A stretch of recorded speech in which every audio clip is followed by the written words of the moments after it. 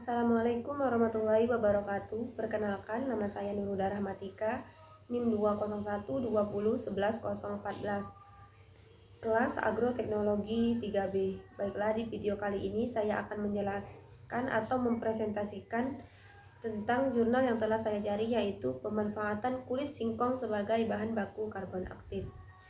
Kulit singkong merupakan salah satu limbah padat yang dihasilkan pada pembuatan keripik singkong, hasil olahan industri rumah tangga. Limbah ini mengandung unsur karbon yang cukup tinggi sebesar 59,31%. Hal tersebut yang mendasar bahwa kulit singkong dapat digunakan sebagai bahan baku pembuatan karbon aktif. Salah satu pemanfaatan karbon aktif adalah sebagai absorben pada pemurnian air sumur. Pembuatan karbon aktif dilakukan melalui dua tahap, yaitu proses aktivasi menggunakan bahan kimia NaOH dan proses karbonisasi. Berdasarkan jurnal yang telah saya temukan, pada tabel 4.1 menunjukkan bahwa nilai kadar air yang dihasilkan dari penelitian ini berkisar antara 0,38 sampai 1,05%. Kadar ini telah memenuhi syarat karbon aktif menurut SNI, yaitu kurang dari 50%. Temperatur dan lamanya waktu karbonisasi memberi pengaruh yang signifikan terhadap kadar air yang bisa diserap. Kadar air semakin menurun dengan kenaikan temperatur dan lamanya waktu karbonisasi. Dari tabel 4.1 dapat dilihat kadar air tertinggi terdapat pada temperatur 30 derajat Celcius selama 2 jam dan terendah pada temperatur 600 derajat Celcius pada waktu 4 jam. Perendaman dengan bahan pengaktif NaOH menyebabkan menurunnya kadar air. Hal ini disebabkan oleh NaOH yang sangat higroskopis sehingga H2O yang terdapat dalam bahan bereaksi dengannya. Hal ini dikuatkan oleh Pari 2004 bahwa bahan pengaktif yang bersifat higrokopis dapat menurunkan kadar air. Untuk hasil kadar abu dapat dilihat pada tabel 4.1. Dapat dilihat semakin tinggi suhu karbonisasi, maka kadar abu semakin meningkat.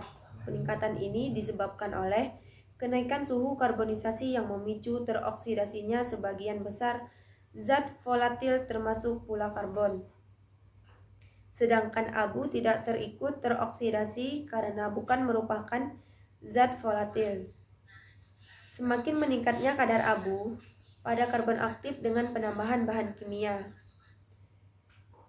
disebabkan oleh terjadinya proses oksidasi lebih lanjut, terutama dari partikel halus, yaitu hasil randemen. Dari tabel 4.1 dilihat kecenderungan waktu karbonisasi cenderung dapat menurunkan randemen.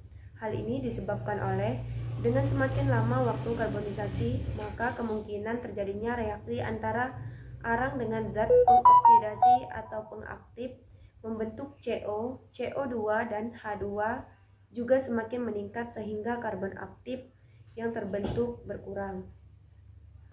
Hasil analisa yang diuji pada jurnal yang saya temukan ini adalah pH air Fe, Cl-, kekeruhan TTDS dapat dilihat pada tabel 4.2 dan hasil ujinya sesuai dengan standar Peraturan Menteri Kesehatan RI nomor 82/2001, di mana dapat digunakan sebagai pemenuhan kebutuhan rumah tangga khususnya air mandi.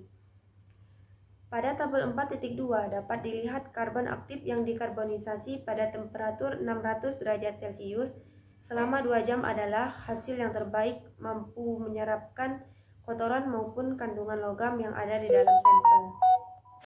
Dari hasil jurnal penelitian ini dapat disimpulkan bahwa semakin tinggi suhu dan waktu karbonisasi, maka kadar air akan semakin menurun. Kadar abu semakin meningkat dengan meningkatnya suhu dan waktu karbonisasi. Semakin rendah suhu dan waktu karbonisasi, maka rendemen pembentukan karbon aktif akan semakin meningkat atau sebaliknya. Karbon aktif dari kulit singkong mampu menjernihkan air sumur sesuai dengan spesifikasi kualitas air bersih. Sekian, wassalamualaikum warahmatullahi wabarakatuh.